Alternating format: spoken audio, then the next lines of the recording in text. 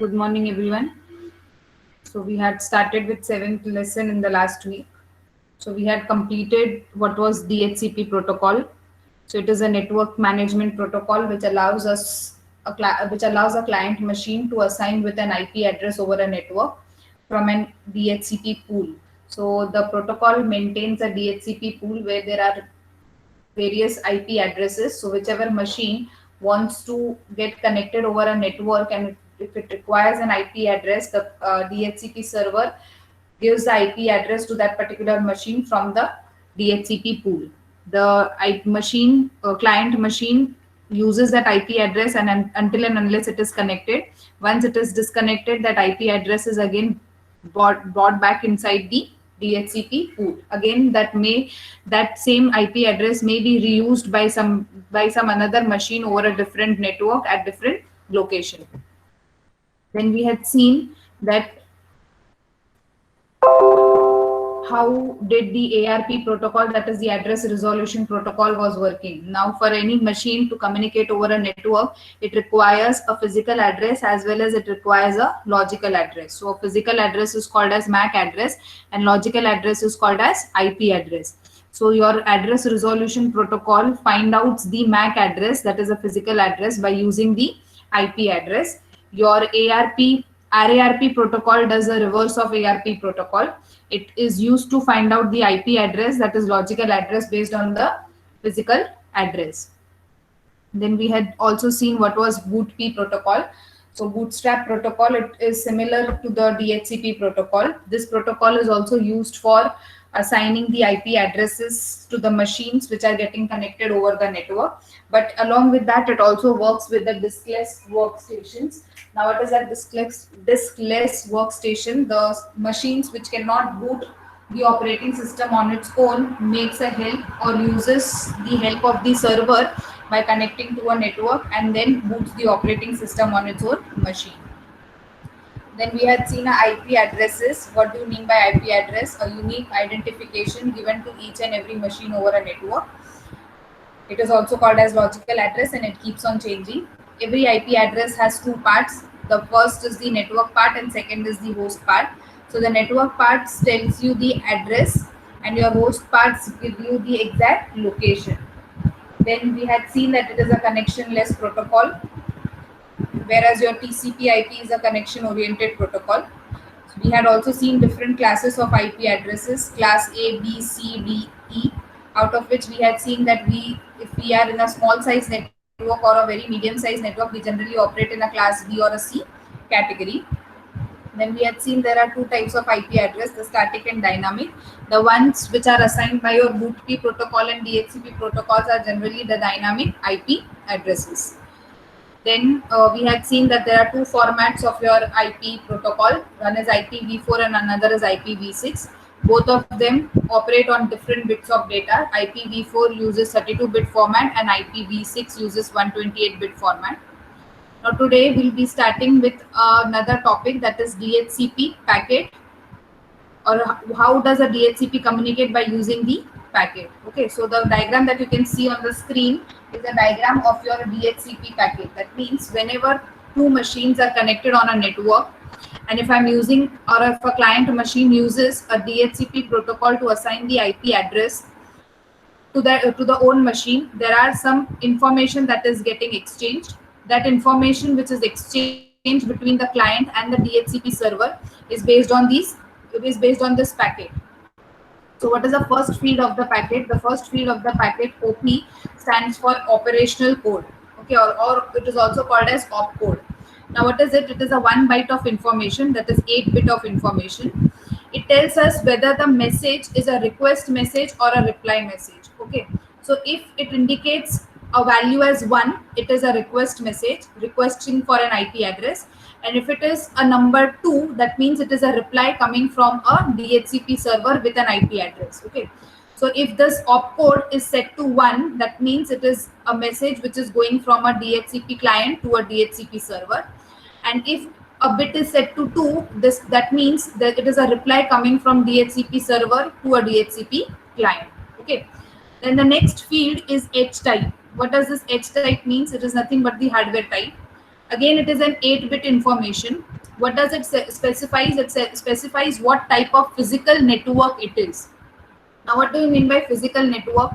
We have different types of network: LAN, MAN, WAN, personal area network as PAN, virtual private network as VPN. Out of this, we might get connected to a system by using an Ethernet. So whenever I'm using a physical network like Ethernet, this bit or these 8 bits will be set to the value as 1. So your hardware type is nothing but a type of physical network, which physical network is used between the client and the server. And if the physical network is using a Ethernet connection, that is a cable connection, then the value of this 8-bit will be set to 1. When it will be set to 1? When it is using a Ethernet connection. This value will keep on changing if there is some another type of physical network. Okay. Then the third bit is H length. What is this H length? It is nothing but the hardware address length. Again, it is a 8-bit of information. What it is telling, the length of this physical network or the address of this physical network is being identified by using this H length field. Okay. So with whatever is the length of the physical address, that is, since suppose I'm using a Ethernet over here, the Ethernet will be set with a value 1. Now, if I am using Ethernet, what value or what will be the address length of the Ethernet? The address length of Ethernet is of 6 bytes. So 6 byte means 48 bits. So whatever is the physical address of that Ethernet, that physical address will be denoted in 8 bits by using this hardware address length field. Okay. So whatever physical network I am using over here in hardware type, the address of that physical network will be identified in your hardware address length. So generally DHCP uses Ethernet only. So here, since it is Ethernet, so the address length of the Ethernet here will be of 6 bytes, which is nothing but 48 bits. Okay. Next is the hop.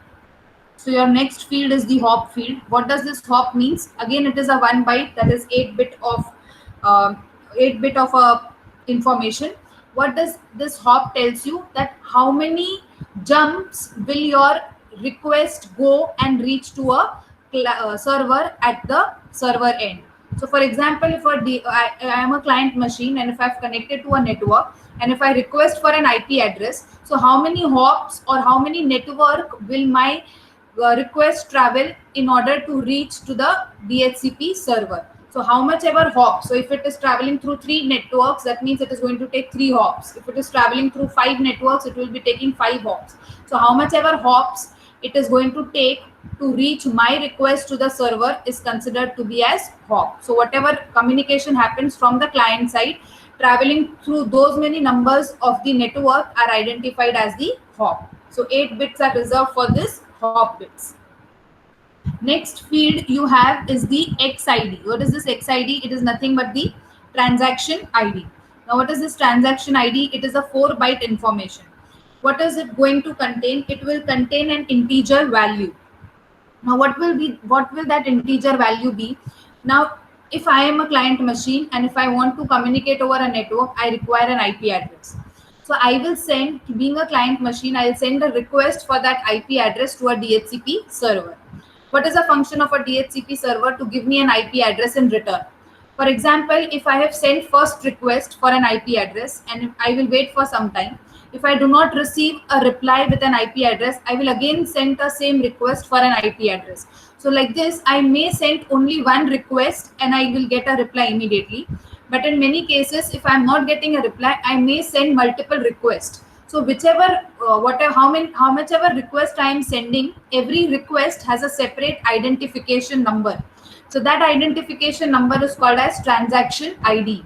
So it might happen that if I have sent 4 transactions, that is transaction number 1, number 2, number 3, number 4, that means I have sent a 4 request for IP address, out of which server fails to reply to transaction ID 1, server fails to reply to a transaction ID 2, but server succeeds with replying on the transaction ID 3.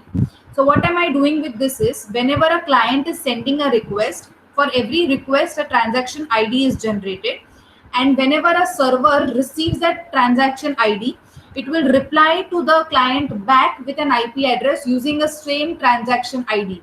So what did I tell you? That I have sent a 4 request with 4 different IDs. For ID number 1, server could not reply, so it was failed. For ID number 2, again server could not reply, so it was failed. For ID number 3, request had reached to the server, and now the server is going to reply. So whenever a reply message is being sent to the client, what will be the transaction ID? The same which was used for sending. So for sending, the transaction ID number 3 was used.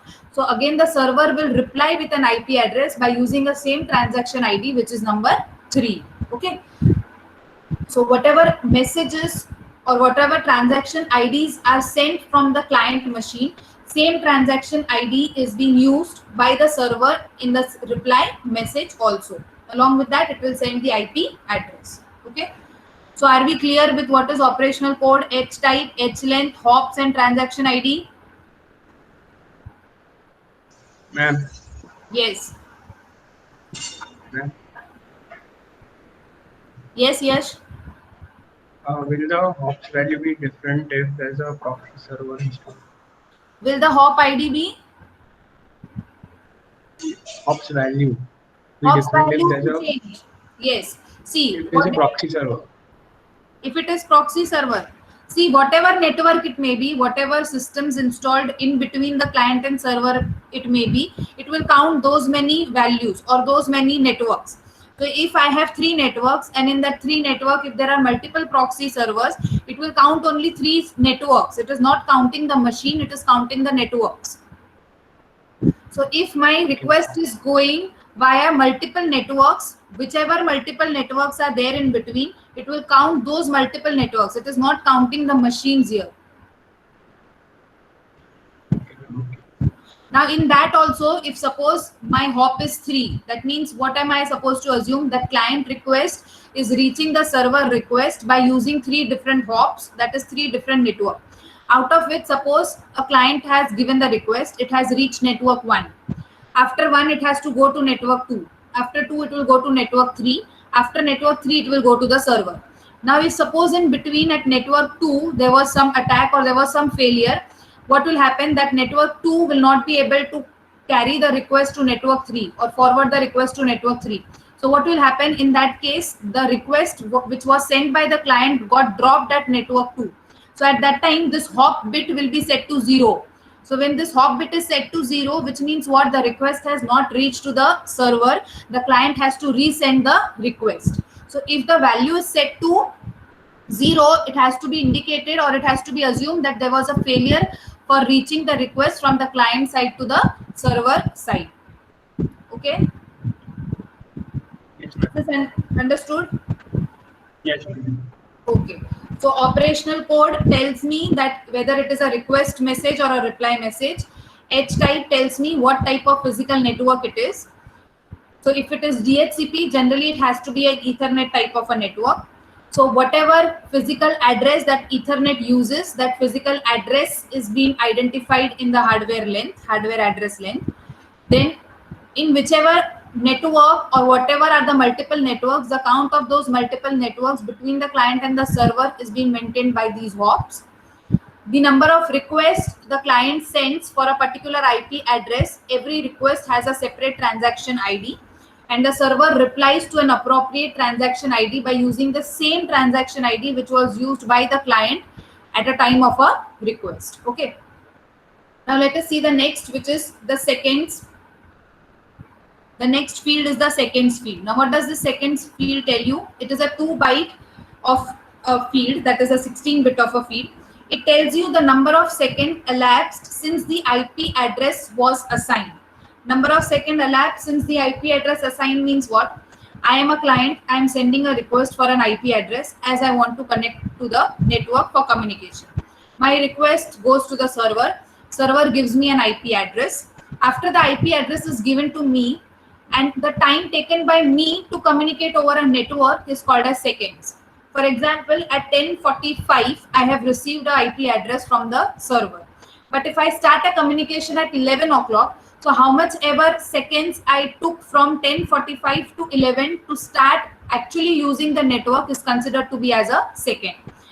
For example, again I will say you, if I get an IP address at 10:45 and if I start communicating at 10:46, which means what, I took 1 minute 60, that is nothing but 60 seconds to communicate or to start using that IP address. So the time the IP address is assigned to the client and the time it starts using that IP address is considered or is being marked as a field in the field as seconds. So that value is count in the seconds and that value is being added into the field called as second field. Okay. Now next is the flags. What is this flag? It is again a 2 bytes of information, that is of 16 bits. Now 16 bits means what? The value starts from 0 till 15.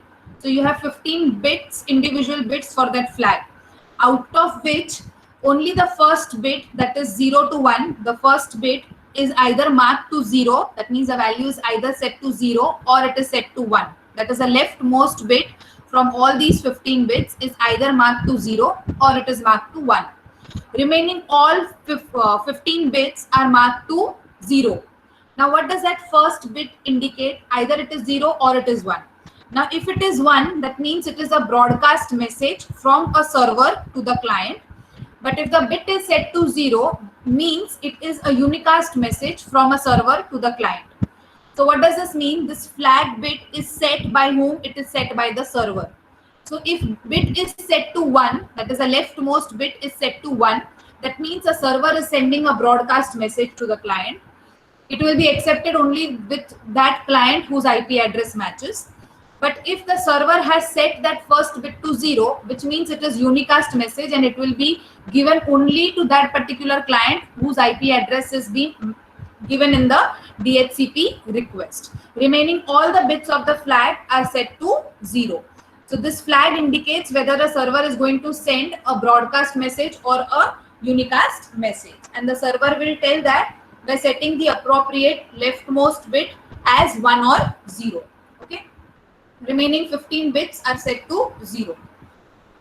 Next is CIADDR, that is client address. The next field is CIADDR, which is nothing but the client IP address. Now this is of 4 bytes. This information is of 4 bytes. What does it specify? It specifies the client IP address. So now client has requested for the IP address. What will server reply? A server will add the appropriate IP address in the packet and will give it to the client machine. So what will client machine do? Client machine will take this IP address and will start communicating with this IP address. And what does the client assume? That this is the IP address given by the server to me for communicating over the network. Now, if suppose a request has gone, but if the server doesn't reply with an appropriate IP address, what will these bits set to? This bit will be set to 0. In that case, what a client has to do? Client has to again send a request for an IP address. So whenever a client receives this packet, what does the client has to check? Whether these bits are set to 0 or not. If they are set to 0, means what? The server has failed to give the IP address and he has to resend the request again. But if there is a bits not set to 0 over here, that means whatever bits are there, those bits are nothing but the IP address delivered by the server to the client for communicating over the network. Okay. Next field is YIADDR. What is it? YIADDR. It is nothing but your IP address. Now what is that? Your IP address. It is a 4-byte information. Now this client IP address, it is a field which is being filled by the server with a reply. So many a times what happens? Either the client IP address is written over here or the client IP address is specified over here. If suppose the packet received by the client, the bits over here are set to 0, I have to check whether the IP address is mentioned in YIADDR or not. Okay. If this bits are also set to 0, that means the server has failed. But if suppose first bit is 0 and the IP address is specified over here in YI bit, that means you can use this IP address also for communication. That means either or one of will be 0 and in one there will be IP address, or in both the cases both the fields will have a same IP address, or it would be a case where you will have IP address given at CIADDR and 0 at YIADDR. So both the fields indicate what? It is a IP address given by the server to the client. if suppose CI is 0, check in YI whether the IP address is there or not. If the IP address is there, use that address for communication.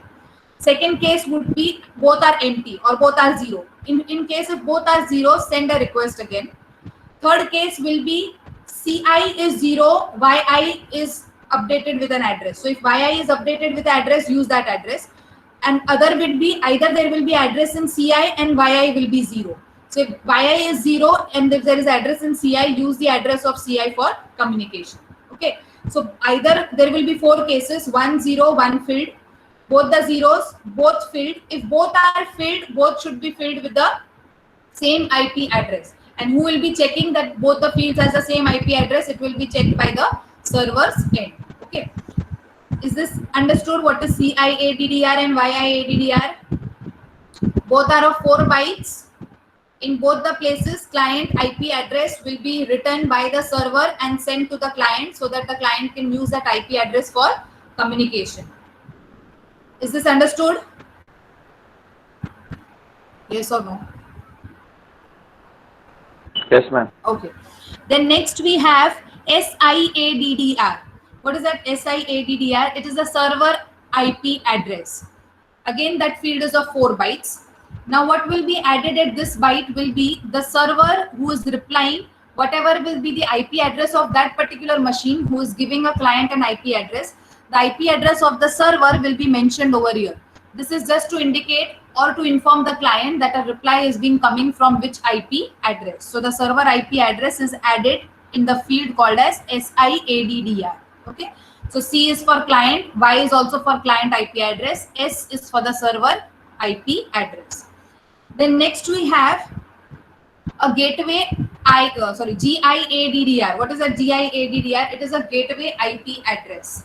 Now if there is a Ethernet connection with a router, Ethernet connection with a router means if I have connected that green cable with a networking device called as router, so whatever will be the IP address of that router machine, the IP address of that router will be written over here in GIADDR. So what is that GIADDR? It is a gateway IP address. It is going to specify the address or the IP address of the router. And who is going to fill this information? This information will be filled by a DHCP server in a reply message to the client. So if at all I am not using router as a networking device, but if there is some another networking device, this field GIADDR will be marked as 0. So when there are bits, that means I am using a router, and whatever bits are written over there, they are nothing but the IP address of the router. But if this field is marked with 0, it is supposed to indicate that there is no router being used as a networking device. There is some another networking device used for communication between the multiple systems. Okay. Then next we have is CHADDR. What is CHADDR? A client hardware address. Now as we had a physical address or a physical network for the connection between the two machines, similarly your client machine will also be using some physical network, maybe again connected to a LAN or a WAN or a metropolitan area network or a Ethernet. So whatever hardware type your client machine is using, the address of that hardware type will be specified over here in 16 bytes. Okay.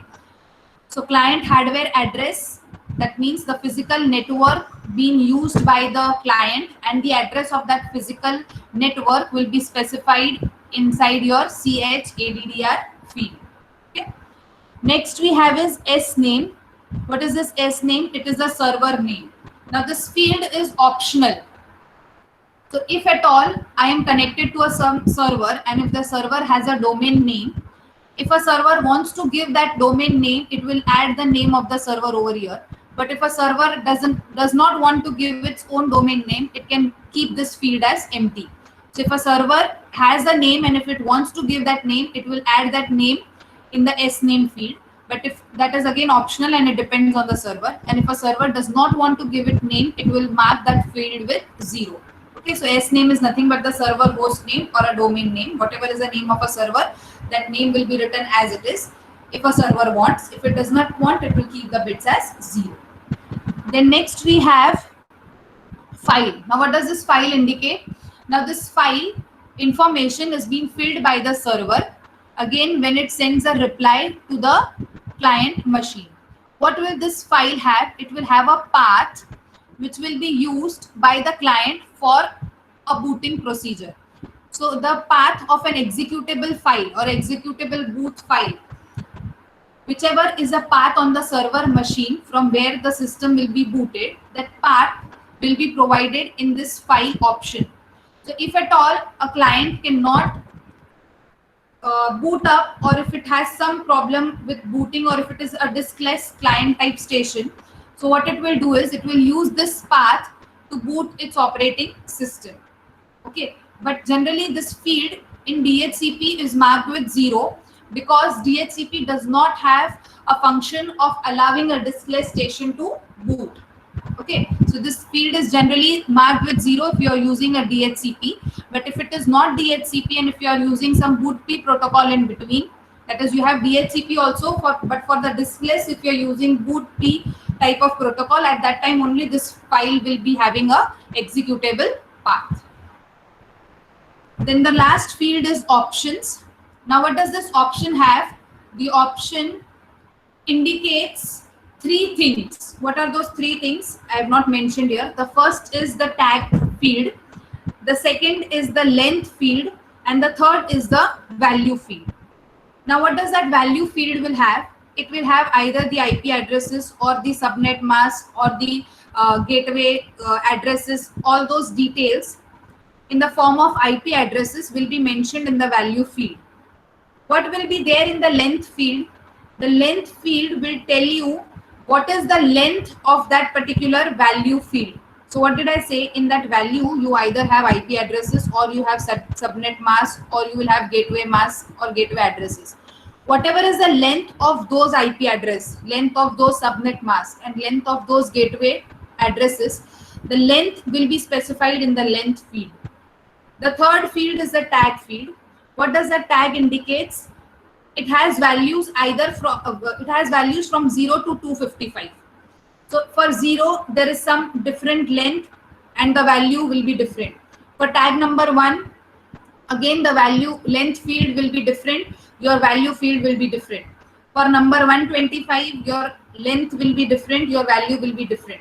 So what is this option field? It is nothing but giving the entire brief of all this above information by using the 3 fields. What are those 3 fields? The tag, which is ranging from 0 to 255, the length field, which is going to be depend upon the value field.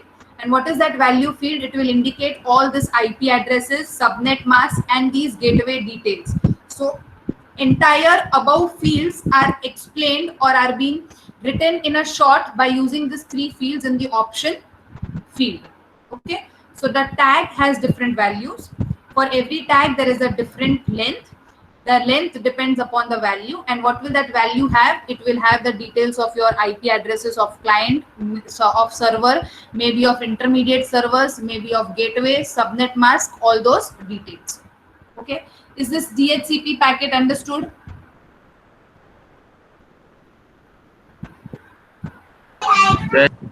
Yes. Yes. Okay. So majorly, who fills all these values? It is being filled by the server when a reply comes to the client.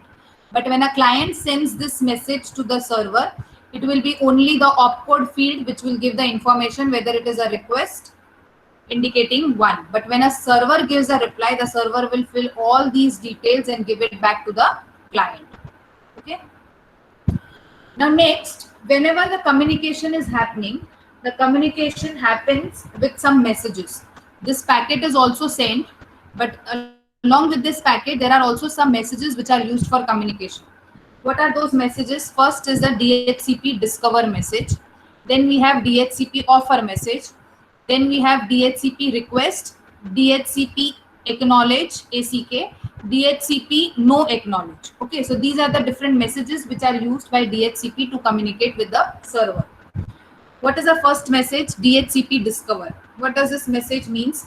It indicates the beginning of an interaction between the client and the server.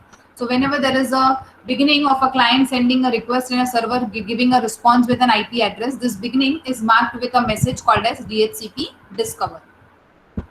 Who sends this message? This message is generally sent by the client to your server for asking or for requesting for a connection along with the IP address. Now it is a broadcast message. That means client sends a broadcast message to all the machines which are acting as a server on the network. So when it sends the broadcast message, the client's own IP address is marked with 0.0.0.0. But since it is broadcast message, so the broadcasted IP address will be 255.255.255.255. So whenever there is a broadcast, every time the broadcast uses this IP address. But since the client has not got any IP address and it has requested for IP address, so initially the IP address is marked as 0. Okay. Now what will happen after this message is gone as a broadcast to the server? Whichever server wants to reply, that particular server machine will accept the request by this client machine. Now next is DHCP offer. What is this DHCP offer? It is a response of your previous DHCP discover. What was happening? It was broadcast, so it has received by multiple servers. Now whichever server wants to reply, the server will reply with which message? The server will reply with DHCP offer message. Okay.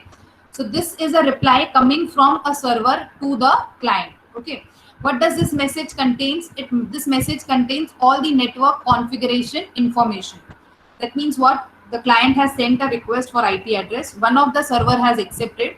Whichever server has accepted is going to now reply back to the client with all the network configuration details which a client will be using if client accepts that. So I have sent a discover message to many of the servers, out of which server number 10 has sent me a DHCP offer. When a DHCP offer was received to me, what was there in that reply message? It had all the network configuration details which were used by that server number 10. Now, if I want to accept that network configuration, what will I do is, I will have to request again that I am going to use that IP address for the communication. So what is that DHCP request? It is sent in response of DHCP offer. DHCP offer, what did I got? I got all the details of the server. जो server के पास जो भी network configuration था, he had told me that I have accepted your request. I am having so many network configuration details. If you want, you check the details, and then if you wish to get connected to me, you again send a request. So what was this DHCP request? It was a response to your DHCP discover message. Okay. By the DHCP server to the DHCP. Sorry. The DHCP message was DHCP offer was what? It was response to DHCP discover. Before that, is DHCP discover and offer understood to you?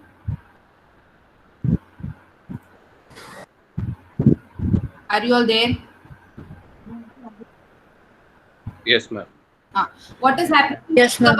What is happening in discover? I am marking as a beginning, and I am sending a broadcast to all the server. What is happening in offer? Out of that broadcast, one of the server is going to send me a reply back with all the network configuration detail. Now what will I do is, I will send a DHCP request. This is sent in response to what? This is sent in response to your DHCP offer, that I have accepted whatever network configuration you have, and now I am going to get connected to you with whatever network configuration you have provided to me. Okay. So what I do is, this response which was sent, or this DHCP request, is going to indicate that the client has accepted the network configuration whatever was sent in the DHCP offer. So server ने मुझे जो भी network configuration दिया है, I have accepted that, and now I wish to connect to that particular server by using the same network configuration. Okay. Then next message is DHCP acknowledge. What is DHCP acknowledge? This is being sent by the server in response to the request.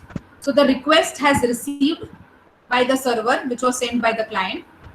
Now client has to know whether this request which I had sent has been accepted or not. So if server has accepted, what will server do? A server will send the acknowledgement to the client that I had given you the network configuration, you have accepted that network configuration, and now I am allowing you to use the IP address whichever I will be giving in the form of the acknowledgement. So once if the acknowledgement is received from the server, now the client can use that particular IP address and start communicating over the network. Okay, so this acknowledgement was just to indicate to the client or the request of client that now the communication is being set up between the client and the server, and you can use the IP address whichever is being provided in the network configuration and can communicate over the network. Okay. Now what is this DHCP NAK? Many a times if a client has requested, but if a server does not reply, so if a server does not want to give you or if does not want to provide you with the same network configuration, a server can deny you also. So when a server denies, what will happen? It will deny with a message called as DHCP NAK. That means you have requested or you have accepted to use my network configuration, but now I do not want to give you my IP address. So when I want to say that back to the client, I'm going to use this no acknowledgement. So no acknowledgement means I am not going to give you any IP address. You please again send a broadcast to some other servers and try to get connected to some another servers. Okay. So if the request is accepted by the server, it will be acknowledged. But if server does not want to accept the request, it can send a no acknowledge also. And when the no acknowledge is received by the client, what will client do? It will again start from the DHCP discover message by sending the broadcast to all the other servers again on the network. Is this all the messages clear? Yes or no? Yes, ma'am. Yes, ma'am. Yes, ma'am. Now, suppose I have requested, I got the configuration, I was ready to accept that configuration, server also accepted my request and we have started communicating. Now, when my communication is done and if I want to disconnect from the network, what did I say? Your IP address is again put back into the DHCP pool and your connection is discontinued. So in that case, what message is being sent? A message called DHCP release. What does this DHCP release does? It is being sent by the client to the server to close the connection on the network. So once this is being received by the server, what will server do? It will close the connection, take away the IP address back and put it back into the DHCP pool. So whenever the communication is to be closed from the client end, the client will use a DHCP release message to close that communication. Okay. So we have discover, offer, request, acknowledge, no acknowledge and release. Understood up till here? Yes, ma'am. Okay. So next we start with a topic called as domain name system. Now what is this domain name system? Now computers are identified on the network with an IP address and not with the name.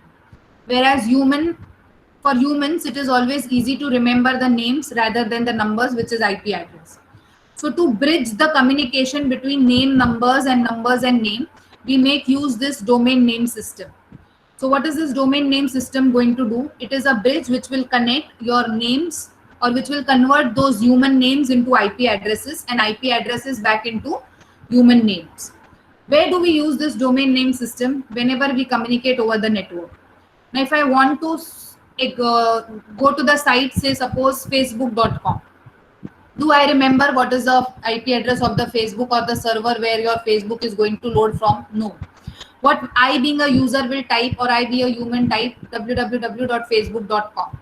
But will your system understand this facebook.com? No. Your system understands or they are recognized only by the IP addresses. So even if your system wants to connect this facebook.com, how it will connect? It has to connect through that IP address. So what is this domain name system doing? It is converting that facebook.com into appropriate IP address of that facebook.com. And then by using that IP address, it is connecting your request to that particular server. Again, when that page is getting loaded onto your system, what is going to happen? It will be first given to the domain name system. Your domain name system will convert that IP address into that facebook.com and then it will load that facebook.com into your client machine. Again, if I send a request for yahoo.com, this yahoo.com will be converted into an IP address by the domain name system. Then it will go to the server. Again, server will give a reply to the domain name system. Domain name system will convert that IP address into yahoo.com and then load yahoo.com into your system. So what is that function of this domain name system? It is used to resolve the human readable host name. That is, any of the host name you type, it will convert into a machine readable IP address. And again, those machine readable IP address will be resolved into a human readable host name. So the function of converting the domain name into IP address and IP address into the domain name is done by the domain name system. Okay. So what is the objective? It is used to assign the host name without having a duplicate name. Without having a duplicate name means none of your domain name will be used again. That means if I have yahoo.com, there will be only one yahoo.com with one specific IP address, one facebook.com with one specific IP address, one google.com with one specific IP address. Your one IP address cannot have two yahoo.coms assigned, or I cannot have one domain name reused again and again. Every domain name will be unique, will not have any duplicate names. Okay. Information is globally available. Information is globally available means this will be clear to you when we start the topics of DNS, like top level domain, subdomain, second level domain and all. How they are globally available, that we will cover when we start doing top level and subdomain. Okay, not a single point access which results into bottleneck. Not a single point access which result into bottleneck means if I have requested for yahoo.com, there is not only one domain system on the network, there are multiple domain name system. So if my request goes to whichever domain name system, if that is not working, this does not mean that Yahoo page will not get loaded into my system. If that system has failed, the request will go to some another domain name system, and that will make a Yahoo page available to me on my system. So there are multiple domain name system, multiple root servers, multiple top level domains, multiple sub level domains all over the network. So even if one is failing, your page will be loaded onto your system by getting automatically connected to some another domain name system. So there will never be any kind of bottleneck in case of any kind of failure, in case of any request coming from the client. Okay. Now DNS elements. What are DNS elements? The first element is domain. What is a domain? It contains a group of computers that can be accessed and administered with a common set of rules. Now, whenever I'm making this domain name system, what is a domain name system? It is having multiple computers. What are the functions of those multiple computers? Some will act as root servers, some will act as top level domain, some will act as a second level domain, some will perform sub level domain. But whatever or how much ever computers I have, all those computers will be having one common set of rules. Therefore, the name is given as a domain name system. So whenever I bring computers in domain, what does that mean? Every computer is having a same rule and they will be operated with a same rule. For example, in our labs, every computers are under the domain of our management. So whatever rules are there for your systems in the management building, same rules are being applied to the systems in the polytechnic building. Same rules are applied for the systems in the engineering building also. Why? Because they are belonging to a common domain. The functions may be different, but the rules for those computers will be same. So for example, if I have disabled the pen drive from my main office, which is in the management, all the systems will not be allowed, or the access of the pen drive will be restricted on all the systems. So this is one of the rules which I am explaining. If you are not allowed to download any pirated software, this means you will not be allowed in the computer lab of polytechnic, neither you will allowed in the civil lab, neither you will be allowed in any of the labs in engineering. Why? Because they are under common set of rules. So that is what is domain. So when you bring any computer in a domain, the functions of those computers will be different, but the rules for the computers will be same. Okay. Now what does it contains some information about the host and subdomains. Now we'll see what is this domain, subdomains ahead in the slides. Then we also have some element called as resolver. Now who is this resolver? It is a client who is going to request for information. So if I request for yahoo.com, who am I? I am not a client anymore in the domain name system, but I will be named as resolver, who is requesting for some information over the server. So the machine who is requesting in the domain name system, that machine or the client machine is called as a resolver. Okay. Now let us see this domain naming. Now this domain name follows a tree-like structure like this, which has a root at the top, then divided into some domains, subdomains, and then you may have subdirectories, these directories. Okay, so there is a tree which starts at root, subdomains, and some subdirectories. Many of the tree stop at subdomain, they do not have further directories, but many of the system or many of a tree organization can have subdirectories also. So how do you read them? You read them from a top to the bottom. Okay, how we are supposed to read that we will see. So we have a tree-like structure where the main directory or a domain is the root, which is broken into subdomains, and further it may have subdirectories or it may stop at subdomain also. Okay, so we call this as top level domain, second level domains, and then these are the subdomains. Okay, so the root is top level, then the after the root, the second branch is the subdomain, that is second level domain, and the subdirectories are called as the subdirectories or the last, which may be ahead, which may be divided ahead, or they can be as a last at the second level also. Now we know that IP address has two things, the host identifier and the network identifier. So the network tells you the address and the host tells you the exact location. Similarly, when we give a domain name, how is the domain name given? Host name plus the parent domain plus the root of the DNS tree. So the way we give the IP addresses, similarly we can give the domain name also. What does that domain name have? It will have a host name, it will have a parent name, it will have second level domain name, and it will have a subdirectory name also. Now they are how much? 255 character long. Okay, which may include some symbols like @ hash, dollar, colon, and these slash signs. Okay, which are not there in your IP addresses, but they are there inside your domain name. So when I say www.zacker.com, what is this? This is nothing but the domain name where I have used some host name, I have used some parent name, I have used the root directory. I may use some symbols like this. If I have used https://2/ and then www.zacker.com like this. So this is how you give your domain name.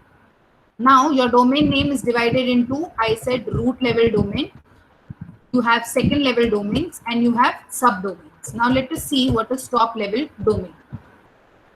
The first word at the right represents the top domain at a highest level in the DNS tree called as a top level. They are the registrars for domain at second level. First word at the right present, the first word from the right, that is this .com, is a top level domain. Then when I say www.yahoo.com, again that .com is a top level domain. When I say www.somaya.edu, so that .edu is a top level domain. When I say www.xyz.in, that .in is again a top level domain. Okay, so you have different top level, 7 top level domains: .com, .edu, .gov, .int, .mil, .net, .org. So these are what all the top level domains. So the one which are at the top next to the root or directly the root are considered to be as a top level domain. So this .org, .net, .com, these are what? These are the top level domains. So they are the root. Okay. Now after this .com, whatever comes next, the Zacker is considered to be as a second level domain. Okay.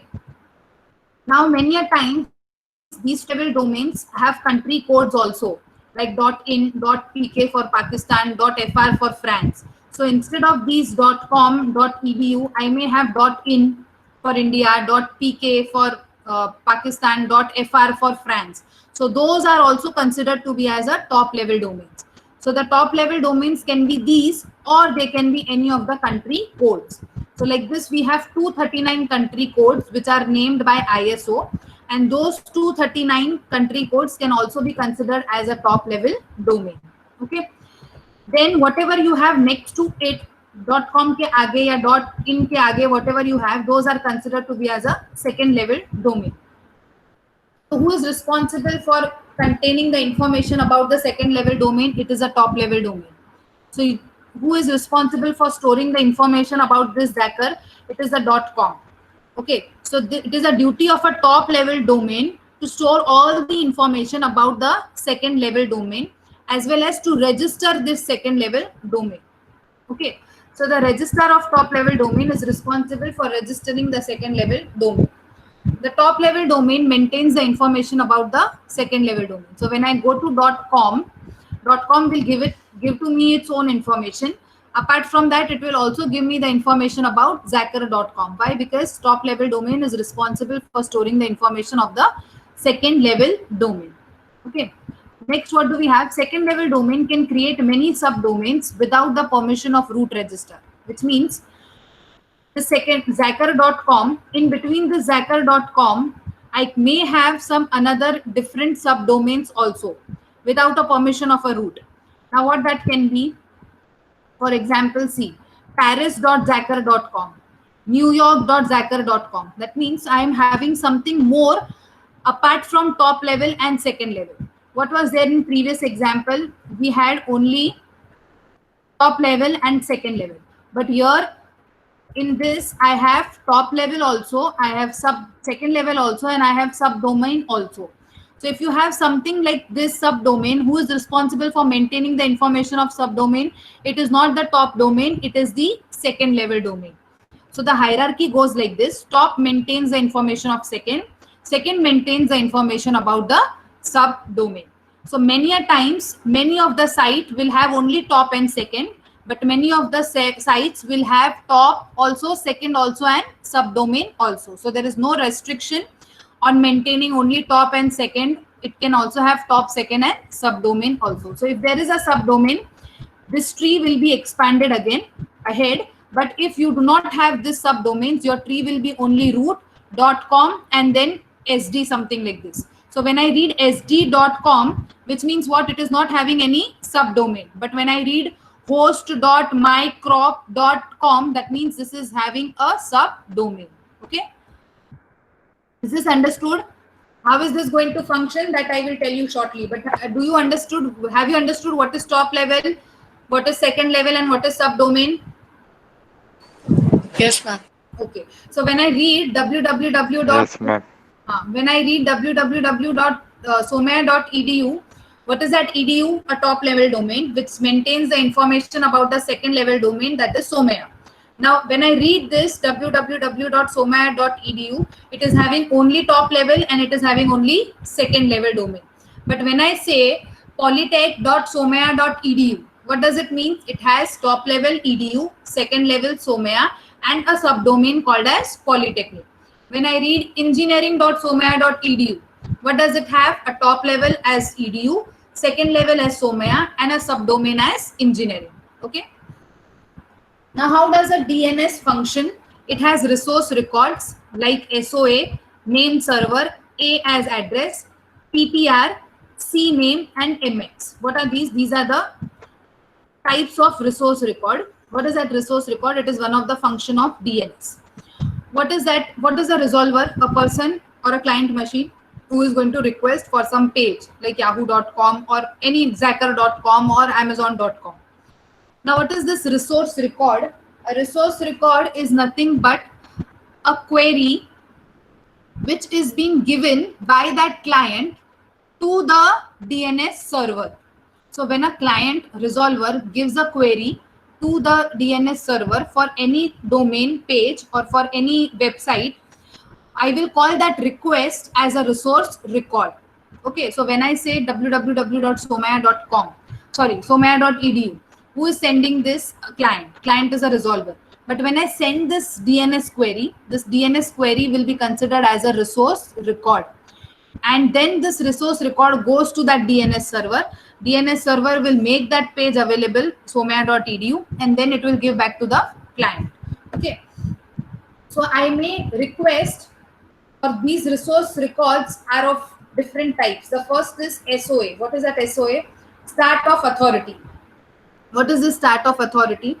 This SOA record is information stored in the domain name system, but how it is stored? It is stored zone wise.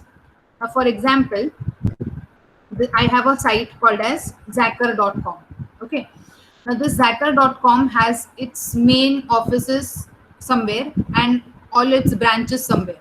For example, it has branches in Paris and New York. So how I have named them? I have named them based on some zone.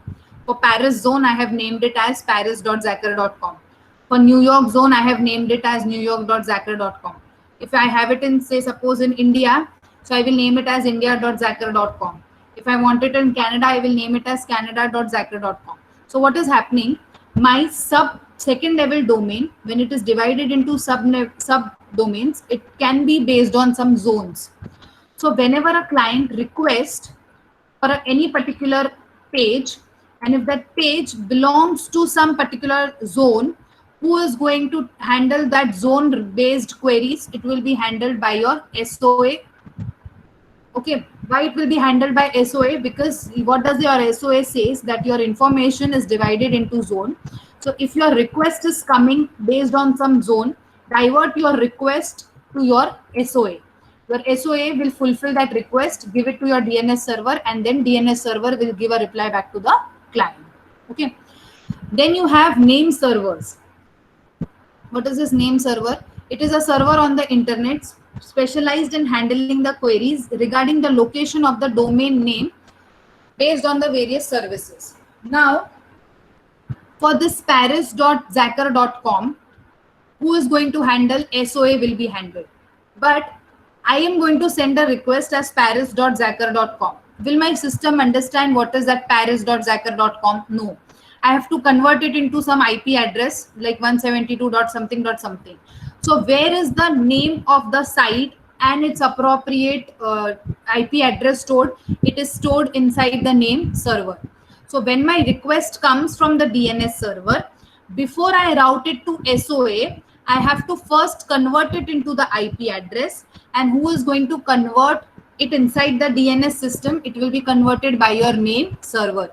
So the name server is maintaining a table which has the domain names written in one column and the IP address of respective domains in the other column.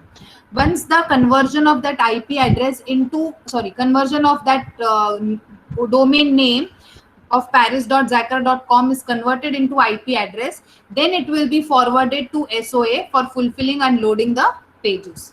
Okay. Then you might have address as a resolver. What is the function of that address resolver? To convert name into address. Zacker.com, convert into address. Or it may be PTR, convert your IP address again back into the name server. IP address again back to your domain name. So some of the places name server will be installed. Some of the places addresses will be installed. At some of the places PTR will be installed. What is the work of all of three? Same, converting IP into your domain name and domain name back into IP. Okay. Then next you have CNAME. What is that CNAME? Canonical name. It is an alternative name for the identification. So how you use your IP address and domain name? You also have a canonical name which is used as alternative for your identification of a particular domain name. So when I say yahoo.com, yahoo.com will have IP address also and it will have a CNAME also.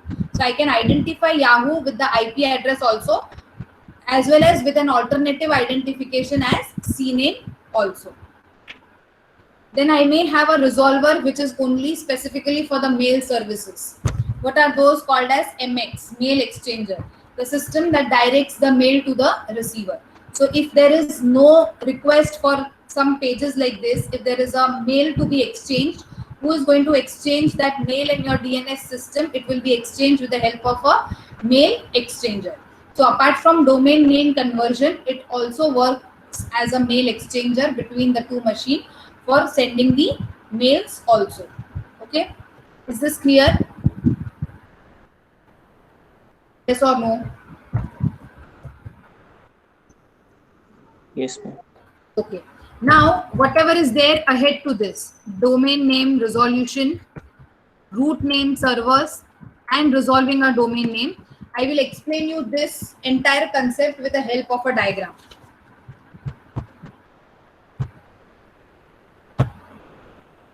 Just a second.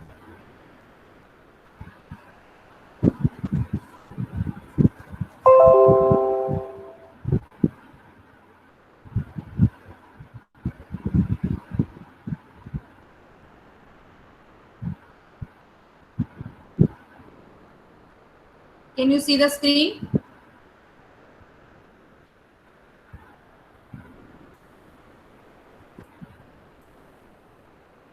Can you see the screen? Yes, ma'am. Yes, ma'am. Yes, ma'am. Yes, ma'am.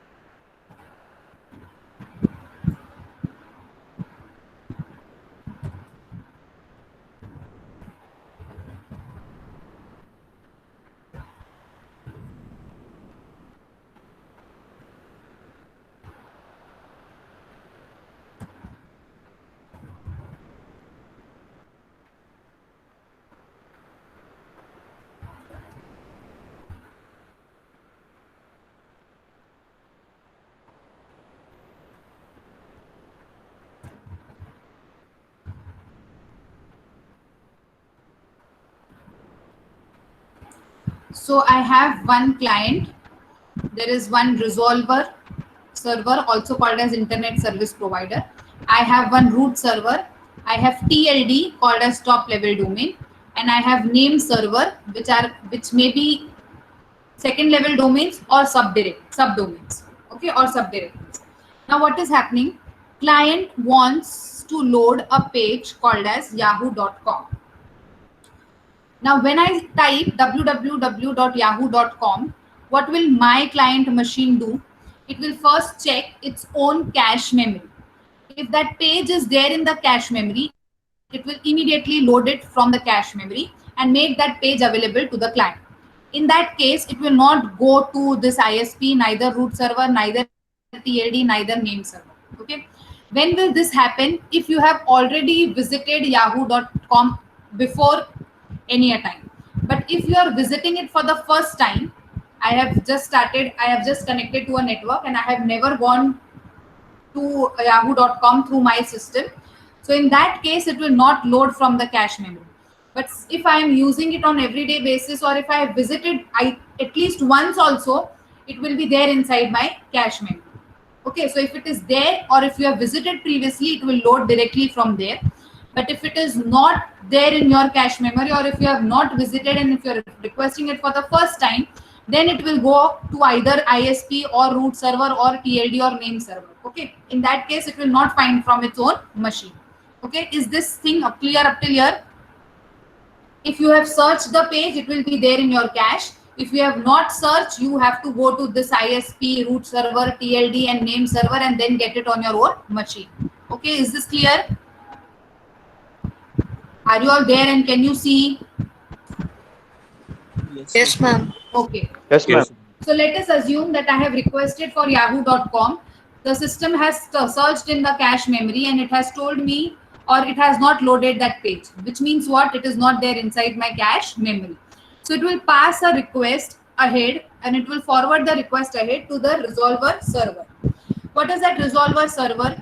It is nothing but your internet service provider who is providing your internet connectivity to your home. What will that internet service provider do? It will check in its own cache memory. Does it have that Yahoo page? Yes, it has. If it has the Yahoo page, it will give it back to the client. Again, in that case, it does not have to go to root server, it does not have to go to TLD, it does not have to go to name server. But suppose if the resolver or the ISP server has searched its cache memory and it did not find this yahoo.com. So in that case, what will happen? It will forward that request ahead. To whom that request will go? That request will go to the name server. What will that name server do? Oh, sorry, it will go to the root server. What will that root server do? The root server does not know the IP address of that yahoo.com. Okay. But it knows that where that IP address can be found. I repeat, when the resolver cannot find yahoo.com, it will not send a reply to the client. It will forward that request to the root server. What will that root server know? Root server ke andar I will not have IP address of the yahoo.com. But root server knows that where I will get the IP address of the yahoo.com. So what is the function of the root server? To forward it to the appropriate TLD where I can guarantee find the IP address of yahoo.com. Now, what is this root server? There are total 13 root servers all over the world. Okay. These 13 root servers are installed at different locations all over the world. What is the function of these 13 root servers? Just to accept the request from the service provider, identify that which machine or which TLD can give me the IP address of yahoo.com and simply forward it to that particular TLD. Now, what are these top level domains? They can be either those country codes or they can be those 7 top level domains. Either it can be .com, .in, .gov, .edu and so on. So I have multiple top domains. Now, what was a request coming at root server? The request was for yahoo.com. Correct. The request was for yahoo.com. So I have a TLD for .com. I will have one more TLD for .in. I will have one more TLD for, say, suppose .edu, like this. Okay. So what is the function of this root server? Check which is the top level domain and forward the request to appropriate top level domain. So when the request came from ISP for yahoo.com, what will this root server do? Will it send to .in? No. Will it send to .edu? No. It will check that it has to go to .com. So it will go and send the request to .com. Okay. So the function of root server is to identify the top level domain and send the request to the appropriate top level domain where I can find the address or IP address of yahoo.com. Okay. So the root server has forwarded the request of .com or of yahoo.com to appropriate TLD. Now, what will this TLD do? The TLD will tell the IP address of yahoo.com. But how it will tell the IP address of yahoo.com? By checking this name server. What will this name server have? It has a table which has 2 columns inside it. What is the first column? The first column is of domain name. First column is of domain name, and your second column is of IP address.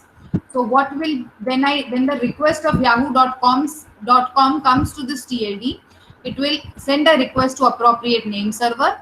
Name server will do what? It will search for the name yahoo.com. It will, can you see that?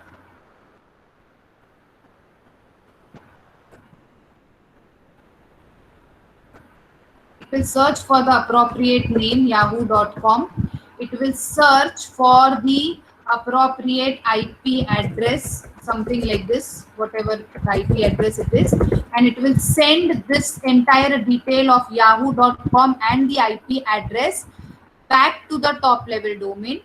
Top level domain will forward it to root server. Root server will forward it to resolver. Resolver will store that detail in its cache memory, and then it will forward it to client. So now when some another machine requests for yahoo.com, this request will not go to root server, neither it will go to TLD, neither it will go to name server. It will directly be given from the resolver to the client machine. Why? Because I have completed the process procedure of once requesting the yahoo.com. I have stored it into the cache memory and I'm going to load it directly from the cache memory. So this is how your domain name system works. You request with an yahoo.com. Yahoo.com got converted into that IP address. The domain name with the IP address got loaded inside your ISP service provider's system, and then it was loaded with the service provider's system into your computer system. Is this understood? Yes, ma'am. So this is how your domain system with your top level domain and root server works. Root server does not have the information. It will, what information the root server has, it will just check what type of top level domain it is, forward it to the respective top level domain. Again, top level domain also does not have an IP address. It has to check the IP address, it has to connect to the name server, and finally your name server will have the IP address of the respective domain which is requested for. Is this clear? Yes or no? Yes, ma'am. Yes, ma'am. So the steps which are written over here are nothing but the one which I have just explained you. Send a request to resolve the domain name, search for the IP address, contact the internet service provider, ask outside the DNS server, go and check with root domain TLD server, and then you receive the IP address at your internet service provider, and then that page is loaded into your client machine. Okay, same thing is there with your root name servers. So when I have request for www.netnod.se, it will check where that SE is, send it to appropriate SE. SE will try to search netnod.se by getting connected to appropriate name server. Then the name server will give the IP address of this entire domain name, load it, give it to TLD. TLD will give it to root server. Root server will put it into the service provider's machine, and then it will be given to the client machine. Is this understood?